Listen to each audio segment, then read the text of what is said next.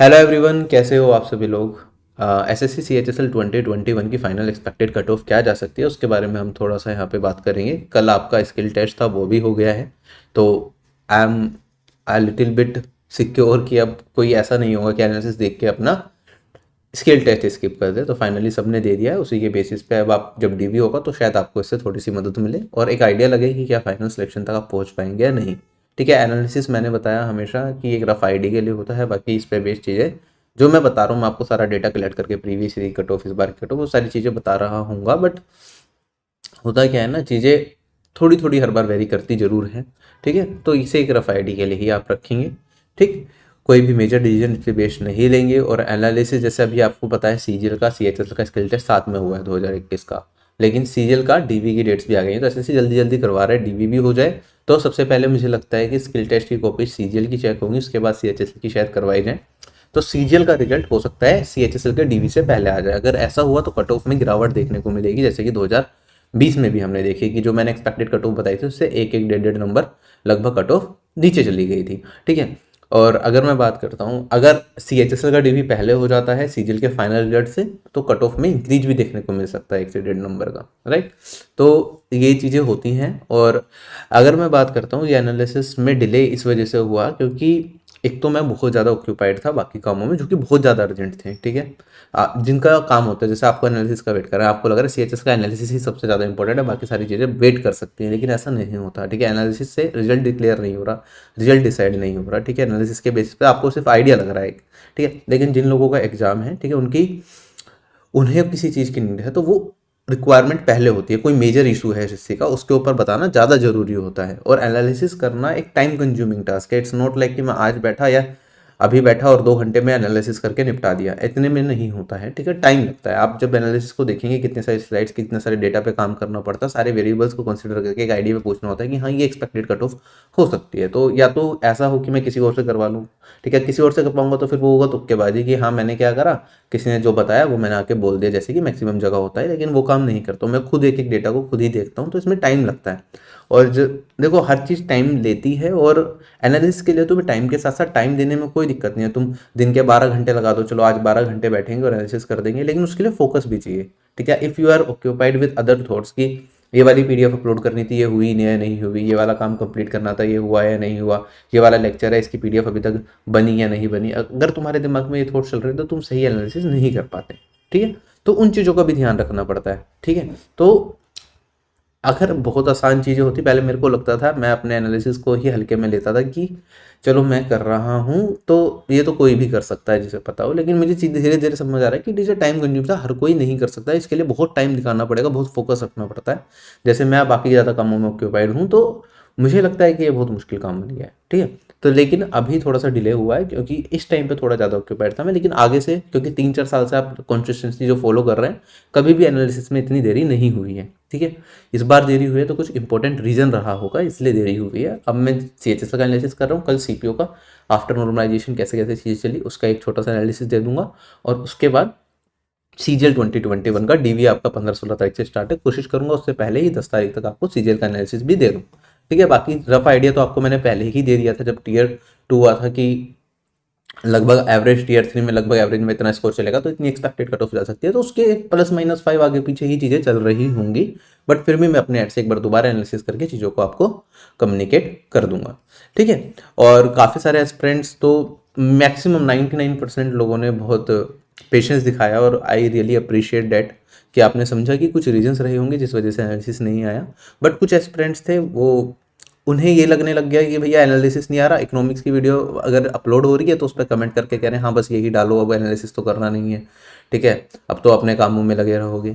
यार analysis economics की video मैं थोड़ी पढ़ा रहा हूँ, इकोनॉमिक्स वाले सर पढ़ा रहे हैं इकोनॉमिक्स। वो तो वीडियो जो डली है वो 1 महीने पहले शूट हो चुकी थी, Tier 1 के टाइम पे डालनी थी, उस टाइम पे थोड़ी सी डिले हो गई तो एग्जाम्स के बीच में नहीं डलती, तो Tier 1 के बाद डलनी थी। कि CHSL वाले एस्पिरेंट देख लें या फिर आपका सीजीएल मेंस वाले एस्पिरेंट्स देख लें, इकोनॉमिक्स का क्रैश कोर्स, वो तो पहले शेड्यूल हो रखी थी ना, वो तो मैंने 20 दिन पहले शेड्यूल कर दी थी कि इस डेट को ये वीडियो डलती रहेगी, तो एक कंसिस्टेंट वे में एस्पिरेंट्स पढ़ते रहेंगे।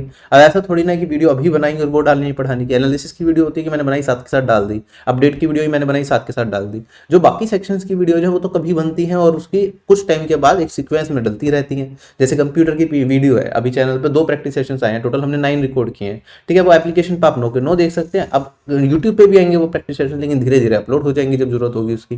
बाकी एप्लीकेशन से आप अभी सारे के सारे देख सकते हैं। ऐसे ही मैथ्स में मैंने परम्यूटेशन कॉम्बिनेशन पूरा डाल दिया था, ये तो मैंने एप्लीकेशन पे 3 महीने पहले पढ़ा दिया था, परम्यूटेशन कॉम्बिनेशन प्रोबेबिलिटी की 2 वीडियो डाली हुई है, बाकी 4 वीडियो अपलोड करनी है, वो मैंने शेड्यूल की हुई है। मैंने यूट्यूब पे इसलिए ही पब्लिक नहीं करी है अभी तक, इसी वजह से पब्लिक नहीं करी क्योंकि मैं वो पब्लिक करूंगा फिर एस्पिरेंट्स आगे बोलेंगे भैया पहले एनालिसिस, भैया पहले एनालिसिस, मैथ्स बाद में पढ़ा लेना, प्रोबेबिलिटी बाद में पढ़ लेंगे, पहले एनालिसिस दे दो, ठीक है। जबकि वो वीडियो बहुत पहले अपलोड हो चुकी थी, बस शेड्यूल करनी थी मुझे, पब्लिक करनी थी, वो इसी वजह से पब्लिक नहीं हो पाई, ठीक है। अब कल से क्योंकि एनालिसिस स्टार्ट कर दिया है, एटलीस्ट आप थोड़ा सा गुस्सा कम करेंगे तो अब धीरे धीरे डल जाएंगी, ठीक है। तो इतना ज़्यादा मत सोचा करें इन चीज़ों के बारे में, ठीक है। मैं अपने एंड पे मुझे पता है सारी चीज़ें क्या हैं और कोशिश कर रहा हूँ, बाकी मैं भी इंसान हूँ, कई बार लेट हो जाता है, ठीक है, लेट हो सकता है, बिल्कुल।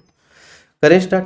बाकी मैं तो कहता हूँ एसएससी थोड़ा सा और फास्ट हो जाए, जैसा अभी इतनी फास्ट तरीके से चल रही है, और एसएससी थोड़ा रैंक वगैरह भी दे दे तो एनालिसिस की नीड ही खत्म हो जाए, ठीक है। मैंने कितनी बार इस चीज़ के बारे में बोला है और हम तो कई बार मुद्दा उठाए, वेटिंग लिस्ट दे दो एसएससी में, वो दे दो, जिससे कि एनालिसिस की जरूरत ही ना पड़े यार। क्यों, मतलब मेरा भी टाइम जा रहा है एनालिसिस करने में, आप लोगों का वेट करने में टाइम जा रहा है, ये तो मैं चाहता ही हूँ कि ये कुछ हो, मुझे एनालिसिस करने की जरूरत पड़े, this is the last thing I want to do, ठीक है। अगर मैं बात करता हूँ यहाँ पे एसएससी सीएचएसएल 2021 की टीयर 2 के जो फाइनल एक्सपेक्टेड कट ऑफ है मेरे हिसाब से, यहाँ पे टीयर 2 नहीं, फाइनल एक्सपेक्टेड कट ऑफ जो होनी चाहिए मेरे हिसाब से, आप यहाँ पे देख सकते हैं। उसके बाद डिटेल में सारा एनालिसिस दिखाऊंगा कि मैंने कैसे कैसे क्या क्या चीज़ों पे काम किया है, ठीक है। अनरिजर्व कैटेगरी 213.5 के आसपास रहेगी लगभग, जिसमें +-2 का एरर आ सकता है। जैसे कि अगर मान लो सीजीएल का डीवी पहले हो जाता है सीएचएसएल से, तो हो सकता है ये 213.5 की जगह 213 या 212.5 के आसपास रह जाए, और सीजीएल का डीवी, सीजीएल का जो फाइनल रिजल्ट है वो बाद में आता है सीएचएसएल के डीवी के, तो ये 214 या 215 तक भी बड़े आराम से जा सकता है, ठीक है। तो +-2 का मैंने इसलिए गैप लिखा है। अगर मैं बात करता हूँ जो ओबीसी कैटेगरी की कट ऑफ है, इसमें +-2.5 हो सकता है, इसकी एक्सपेक्टेड कट ऑफ है 210.8 के अराउंड। अगर मैं ईडब्ल्यूएस कैटेगरी की बात करता हूँ, इसकी एक्सपेक्टेड कट ऑफ है 206 के आसपास। एससी कैटेगरी की +-3 में जाएगी 195, और एसटी कैटेगरी की 184 के आसपास कट ऑफ रह सकती है +-3, ठीक है। अब मैं आगे बढ़ता हूँ, ठीक है। अब एनालिसिस पे बात करते हैं। जिन्हें सिर्फ कट ऑफ से आइडिया था, जिन्हें और किसी चीज़ से कोई मतलब नहीं है, वो स्किप कर सकते हैं यहाँ से वीडियो को। जो सर्वे फॉर्म मैंने फिल कराया था उसमें 5000 लोगों ने लगभग पार्टिसिपेट किया था, मैक्सिमम लोगों की सही एंट्रीज थी। अगर मैं बात करता हूँ यहाँ पे, आप देखेंगे यहाँ पे जो एवरेज स्कोर है एस्पिरेंट्स का हमारे सर्वे में, रीजन वाइज देख लो, CR ER, इस बार क्योंकि रीजन भी पूछ लिया था, सीजीएल में तो मैंने स्टेट भी पूछी है, तो वो डेटा भी आपसे शेयर करूंगा जब सीजीएल का एनालिसिस करूंगा। तो एवरेज में लोगों का टीयर 1 में रीजन वाइज इतना इतना स्कोर था, और अगर टीयर 2 का एवरेज स्कोर देखूँ तो CR रीजन में एवरेज में इतना स्कोर कर रहे हैं, ER रीजन में एवरेज में इतना स्कोर कर रहे हैं, और आप देखेंगे NWR रीजन में एवरेज स्कोर सबसे ज़्यादा है, और सबसे कम जो एवरेज स्कोर है वो KKR रीजन में आपको देखने को मिलेगा टीयर 2 का, ठीक है। इसमें 9 नंबर का गैप है एवरेज में, जबकि नंबर ऑफ स्टूडेंट्स यहाँ पे कितने हैं, हमारे पास 48 है, यहाँ पे 134 है, ठीक। टोटल एवरेज देख सकते हैं 300 में से कितना कितना एवरेज स्कोर रीजन वाइज लोगों का रहा है, कितने लोगों ने सर्वे में पार्टिसिपेशन किया है किस रीजन से, वो डेटा भी आप यहाँ पे देख सकते हैं, ठीक। अगर मैं बात करता हूँ इंग्लिश में जो एवरेज स्कोर रहा है सारी शिफ्ट सारे रीजन्स का कंबाइंड करके अगर हम देखें, तो इंग्लिश में 2684 लोगों ने पेपर दिया था, इनका एवरेज गया है 57, और जिन्होंने हिंदी में पेपर दिया था उनका एवरेज काफ़ी ज़्यादा गया है, 3-3.5 नंबर ज़्यादा गया है। पहले ये धारणा थी कि जो लोग इंग्लिश में लिखेंगे उन्हें ज़्यादा नंबर मिलेंगे, हिंदी वालों को कम मिलेंगे। ये चीज़ मैंने 3 साल पहले जब एनालिसिस किया था तभी बता दिया था कि ऐसा कुछ नहीं होता है, ठीक है। जिस लैंग्वेज में आप कंफर्टेबल हो उसमें लिखें, लगभग कई बार इक्वल रहता है इंग्लिश और हिंदी का एवरेज, कई बार थोड़ा 19-21 भी हो जाता है। जैसे 2-3 बार से तो मैं देख रहा हूँ हिंदी में लोग ज़्यादा एवरेज स्कोर कर रहे हैं as compare to in English, ठीक है, क्योंकि जिन लोगों की इंग्लिश बहुत स्ट्रॉन्ग नहीं होती वो भी इंग्लिश में लिखने की कोशिश करते हैं और उसमें ग्रामेटिकल मिस्टेक ज़्यादा हो जाते हैं, या फिर इवेल्युएटर का मूड तो आपको पता ही है, ठीक है। जो भी है, तो हमारे पास यहाँ पे जो एवरेज स्कोर चला इस बार 58.64 चला। पिछले साल जो एवरेज स्कोर था वो हमारे से सीएचएसएल के अंदर ज़्यादा था। अगर मैं बात करता हूँ 80 से ज़्यादा स्कोर करने वाले हमारे सर्वे में टीयर 2 के अंदर 21 कैंडिडेट से 75 से ज़्यादा स्कोर करने वाले 80, 70 से ज़्यादा स्कोर करने वाले 398, 65 से ज़्यादा स्कोर करने वाले इतने, और ऐसे बाकी डेटा आप देख सकते हैं। कुछ लोग ऐसे भी 0 से 30 के बीच में हैं, मतलब वो फेल भी हुए हैं, ठीक है, वो मे भी उनका कोई ना कोई वो लगा हो, क्या कहते हैं, यूएफएम हो गया हो या अदर चीज़ें हो गई हों। आगे मैं बात करता हूँ, जो लोगों ने सर्वे में पार्टिसिपेट किया था उसमें से बहुत सारे लोगों ने CHSL 2020 टीयर 2 भी दिया था। ठीक है, टोटल 673 एस्पिरेंट्स ऐसे थे जिन्होंने CHSL 2020 भी दिया था, टीयर 2 2021 भी दिया है। इन लोगों के 2020 के अंदर जो एवरेज स्कोर था डिस्क्रिप्टिव में वो 62.34 था, जबकि इस बार 57.59 है। लगभग आप देखेंगे 4.6 मार्क्स के आसपास क्या हो गया, एवरेज स्कोर डिक्रीज हुआ है पिछले साल के कंपेरिजन में। चलूँ आगे मैं अब, अगर मैं लैंग्वेज की बात करूं, किस रीजन से किस लैंग्वेज पे कितने कितना एवरेज स्कोर रहा है, आप देखेंगे यहाँ पे CR रीजन में काफ़ी ज़्यादा डिस्क्रिप्शन आपको देखने को मिलेगा। ठीक है, डिस्टिंक्शन आप देखेंगे इंग्लिश में 53.67 एवरेज में एस्पिरेंट को स्कोर मिला है, और जबकि हिंदी में मिला है 59। CR रीजन के अंदर ही इंग्लिश और हिंदी के कैंडिडेट्स के बीच में जो गैप है वो लगभग 6 नंबर का आ गया। Dates a big change. तो आगे आप ध्यान रखते हैं, वैसे तो अब डिस्क्रिप्टिव हट ही गया तो ये सारी चीज़ें नहीं होंगी, थैंक गॉड। और जो भी पेटिशंस वगैरह डाली गई थी इस चीज़ के लिए और वो सब, कि ये हटना चाहिए। फाइनली एसएससी ने कुछ तो अच्छा किया, काफ़ी चीज़ें अच्छी की हैं। अगर मैं बात करूँ ईस्टर्न रीजन में, इंग्लिश और हिंदी में देख सकते हैं आप, इंग्लिश में कम मिल रहा है, यहाँ पे भी हिंदी में ज़्यादा लोगों के एस्पिरेंट्स को ज़्यादा मार्क्स मिल रहे हैं। KKR रीजन में तो एक ही एस्पिरेंट है तो इससे क्या ही जज करेंगे, बाकी रीजन्स का भी आप यहाँ पे देख सकते हैं। ठीक है, आगे बढ़ता हूँ, टॉपर्स के मार्क्स क्या क्या रहे हैं। ठीक है, टॉपर्स की अगर मैं बात करूं, हमारे सर्वे में टॉप किया है अंकित गुप्ता ने। ठीक है, सेकंड नंबर पे है नफीस आजम, थर्ड नंबर पे है AJ। ठीक है, इनका शॉर्ट फॉर्म लिखा है मैंने, इन्होंने अपनी डिटेल्स हाइड करने को कहा था। और बाकी कविता रानी फिर फोर्थ नंबर पे, फिर मयंक, आयुष्मान त्यागी। ठीक है, इनके मार्क्स भी आप देख सकते हैं कितने कितने हैं, कौन से रीजन से बिलोंग करते हैं। टीयर 1 का एवरेज स्कोर इन सभी एस्पिरेंट्स का 174.39 है, और टीयर 2 का एवरेज स्कोर, टीयर 2 में भी इन सब ने अच्छा किया है, 75.6 है। आप देखेंगे टीयर 2 में भी सभी एस्पिरेंट्स के 70 या 70 से ज़्यादा है, लगभग एक ही एस्पिरेंट है जिनके 69 है, बाकी 70 या 70 प्लस स्कोर कर रहे हैं जो टॉपर्स हैं। और ओवरऑल एवरेज इनका 250 के आसपास चल रहा है। आगे बात करते हैं अब हम टीयर 3 के जो टॉपर्स हैं। ठीक है, टीयर 3 में टॉप किया है शिवानी ने। ठीक है, इनका जो स्कोर गया है,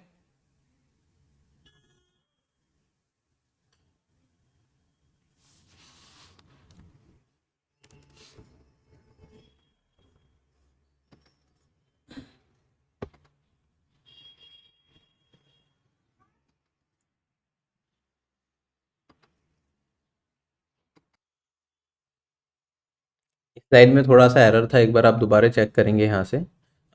जो टीयर 3 में टॉप किया सबसे ज़्यादा स्कोर किया है शिवानी ने, इनका जो स्कोर रहा है वो 232.25 ओवरऑल रहा है, लेकिन टीयर 3 में इनका स्कोर है 87। 145 टीयर 1 में था, OBC कैटेगरी से हैं। फिर मयंक हैं, सुमित हैं, ठीक है, अजय हैं, और बाकी सारे कैंडिडेट्स का आप डेटा देख सकते हैं। ठीक है, इनमें से CHSL 2020 टीयर 2 में जिन लोगों ने मार्क्स डाले हैं वो हैं ये नफीस एंड विपिन, इनके 70 थे और इनके 60 थे। इनका जंप काफ़ी बड़ा है, 60 से 82 हो गया। और इनका आप देखेंगे CGL टीयर 3 में स्कोर। ठीक है, शिवानी पाटिल जो इस बार टॉप किए हैं, जिन्होंने CHSL 2021 टीयर 2 में डिस्क्रिप्टिव एग्जाम में, इनका CGL के अंदर 2020 के अंदर 45 मार्क्स थे। ठीक है, और यहाँ पे इनके विपिन यादव के यहाँ पे 46 मार्क्स थे डिस्क्रिप्टिव में, सीरियल के अंदर। और CHSL के अंदर कितने मार्क्स आए इनके, 82 मार्क्स आए 2020 में। तो बहुत ज़्यादा वेरिएशन देखने को मिलता है। बहुत सारे लोग थे जिनके पहले 70 नंबर थे, इस बार 50 के आसपास रह गए। तो ये आपके लिखावट पे कि आपने आगे टाइम कितनी प्रैक्टिस करी है, इस बार जो टॉपिक था उस पर आप अच्छे से लिख पाए या ना लिख पाए, और बाकी सबसे ज़्यादा इवेल्युएटर पे कि उसने कैसे चेकिंग करी। अगर मैं आगे बात करता हूँ, तो जो डेटा का डिस्ट्रीब्यूशन है हमारे सर्वे के अंदर आप यहाँ पे देख सकते हैं, जो भी एंट्रीज थी सबकी 5131 है ये। ठीक है, कितने मार्क्स पे कितने कितने कैंडिडेट्स हैं हमारे सर्वे में, उसका आइडिया आपको लगेगा टोटल में। ठीक है, जैसे 250 से ऊपर 4 कैंडिडेट्स यहाँ पे लगभग दिखेंगे, 245 से 250 के बीच में 9 कैंडिडेट हैं, 245 से 240 से 245 के बीच में हमारे सर्वे में 25 हैं, और बाकी सारा डेटा। चलूँ आगे मैं, इसके बाद जो कैंडिडेट्स हैं जो जिन्होंने टॉप किया उनका स्कोर कार्ड आप देख सकते हैं। अंकित गुप्ता टीयर 1 में 180.06, टीयर 2 में 75। ठीक है, उसके बाद और भी कैंडिडेट्स हैं, जैसे कि सेकंड नंबर पे थे नफीस। ठीक है, टीयर 1 में 172, टीयर 2 में 82। फिर उसके बाद है हमारे पास आशीष, इनके मार्क्स आप देख सकते हैं। इसके बाद टीयर 2 के अंदर डिस्क्रिप्टिव के अंदर मैक्सिमम मार्क्स शिवानी है, उनका आप स्कोर कार्ड देखेंगे यहाँ पे, तो 87 मार्क्स उनके यहाँ पे बन रहे हैं। आगे बढ़ता हूँ मैं, CHSL का जो टीयर 2 का रिजल्ट आया था, 3 तरह की कट ऑफ निकली थी। एक थी सभी पोस्ट के लिए, जो मेजर पोस्ट है हमारी, पोस्ट असिस्टेंट, शॉर्टिंग असिस्टेंट हो गई, SSA JSA हो गया, आपका LDC हो गया। इसके अंदर अनरिजर्व कैटेगरी की कट ऑफ 199.69 गई थी, जिसमें अनरिजर्व कैटेगरी के 4187 कैंडिडेट्स थे, ठीक है। बाकी 12,997 कैंडिडेट्स अदर कैटेगरीज के भी अनरिजर्व कैटेगरी की कट ऑफ से ज़्यादा नंबर लेके आ रहे थे। टीयर 1 को क्वालिफाई करने वाले हमारे पास यहाँ पे, सॉरी, टीयर 2 को क्वालिफाई करने वाले 35,023 कैंडिडेट्स थे, ठीक है। टोटल कितने कैंडिडेट्स हैं जो 199.69 से ज़्यादा स्कोर कर रहे हैं, वो है हमारे पास 17,184 कैंडिडेट्स, ठीक है। बाकी अदर कैटेगरी कैंडिडेट्स जिनके 199.69 से ज़्यादा नंबर है, जैसे EWS कैटेगरी के 3941 कैंडिडेट्स ऐसे हैं जिनके इससे ज़्यादा नंबर है। SC कैटेगरी के 1465 कैंडिडेट्स ऐसे हैं जिनके इससे ज़्यादा नंबर है। और आप देखेंगे SC कैटेगरी की जो हमारी वैकेंसी है वो 1000 के आसपास है इस बार, ठीक है। उससे कहीं ज़्यादा कैंडिडेट्स हैं जो 199.69 से ज़्यादा स्कोर कर रहे हैं, बट जो कट ऑफ जाएगी वो 199 से कम जाएगी, क्योंकि बहुत सारे कैंडिडेट्स ऐसे होते हैं जो अदर एग्जाम में सिलेक्शन दे रहे होते हैं, जैसे CGL में जिनका हो जाएगा वो आगे DV में जी जाएंगे, या फिर ऑलरेडी वर्किंग है जो जिन्हें ड्रीम जॉब नहीं मिल रही, मतलब CHSL से पहले भी सिलेक्शन हो चुका है लेकिन बेस्ट जॉब उन्हें नहीं मिलेगी इस बार भी, उन्हें लगता है कि जो पहले मिल गई थी वही बेटर पोस्ट है, तो वो आगे DV में अपीयर नहीं होंगे। तो बहुत सारे लोग DV छोड़ते हैं, ठीक है, या बहुत सारे लोग DV में वही पोस्ट पड़ेगी जिनको ने एक्चुअली में काम करना है, ठीक है। तो काफ़ी सारे लोग DV में सीट वेस्ट नहीं करते। मैक्सिमम लोग यहाँ पे ऐसे नहीं है कि एग्जाम वहाँ पे DV में अपीयर हुआ और कोई भी पोस्ट मिल जाए ले लें, ठीक है, ऐसे सारे एस्पिरेंट्स नहीं होते हैं, ठीक है। अगर मैं बात करूं यहाँ पे ST कैटेगरी के 422 कैंडिडेट्स हैं जब जो 199.69 से ज़्यादा नंबर लेके आ रहे हैं। ऐसे ही आप देखेंगे एक कट ऑफ आई थी हमारी for the post of data and operator in CAG की पोस्ट के लिए साइंस स्ट्रीम होनी बहुत ज़रूरी है, ठीक है, वही लोग इसके लिए एलिजिबल होते हैं। तो ये साइंस स्ट्रीम वाले लोगों का डेटा है, ठीक है। इससे हम ओवरऑल कंपेयर नहीं कर सकते कि मल्टीप्लिकेशन फैक्टर क्या होगा हमारे सर्वे में कितने और इसमें कितने, क्योंकि वहाँ पे हम नहीं पूछते कि साइंस आपके पास स्ट्रीम थी या नहीं थी। और उसके बाद यहाँ पे for data entry operator other than CAG उसके आप देख सकते हैं।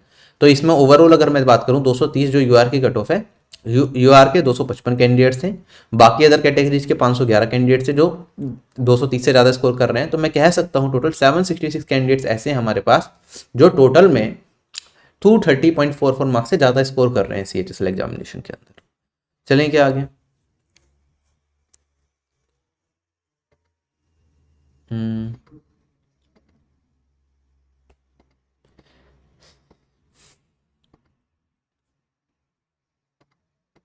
अब हमारे सर्वे में जिन लोगों ने पार्टिसिपेट किया उनका डेटा आप देख सकते हैं। 175 से ज़्यादा स्कोर करने वाले ओवरऑल कितने हैं, कैटेगरी वाइज कितने कितने हैं, यहाँ से आपको पूरा का पूरा आइडिया लग जाएगा।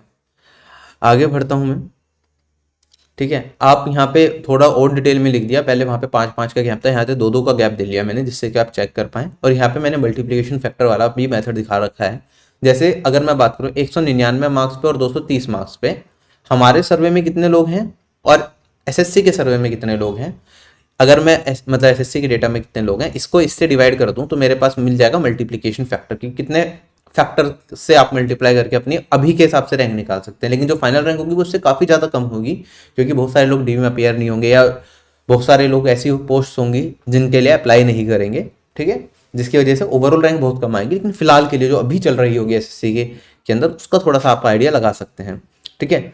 अगर मैं बात करूं अनरिजर्व कैटेगरी की, तो अनरिजर्व कैटेगरी पे आप देखेंगे 199.69 और 230 पे SSC के कितने लोग हैं और आप हमारे सर्वे के अंदर कितने लोग हैं, ठीक है। तो मल्टीप्लिकेशन फैक्टर यहाँ से दिखेगा आपको। OBC कैटेगरी पे इन 3 मार्क्स पे हम निकाल सकते हैं, EWS कैटेगरी पे इन 2 मार्क्स पे निकाला है, SC कैटेगरी पे इन 3 मार्क्स पे, एक्चुअल ये है और हमारे सर्वे में इतने हैं, तो मल्टीप्लिकेशन फैक्टर क्या रह सकता है। तो आप लोग रफ आइडिया अपनी रैंक का लगा सकते हैं। तो कुछ लोगों को श्योरिटी मिल जाएगी, जैसे मान लो हमारे पास किसी पर्टिकुलर पोस्ट की 100 वैकेंसीज हैं, तो आपको आइडिया लग जाएगा कि लोग टॉप पे प्रेफर करते हैं या नहीं करते और आपकी ऑल इंडिया रैंक लगभग कितनी बन रही होगी। अगर आपने वो रफ आइडिया लगा लिया तो आपको पता चल जाएगा कि वो जॉब मिल सकती है नहीं मिल सकती। हाँ, यहाँ पे मैं आपसे एक मौका जरूर छीन रहा हूँ कि आप वहाँ पे आके रिएक्शन वीडियो इतनी बढ़िया नहीं बना पाएंगे, मतलब आपको पहले से पता होगा कौन सी जॉब मिल जाएगी अगर आपके टॉप रैंक्स हैं, ठीक है, बट स्टिल आप इससे थोड़ा थोड़ा आइडिया लगा लेंगे, ठीक है।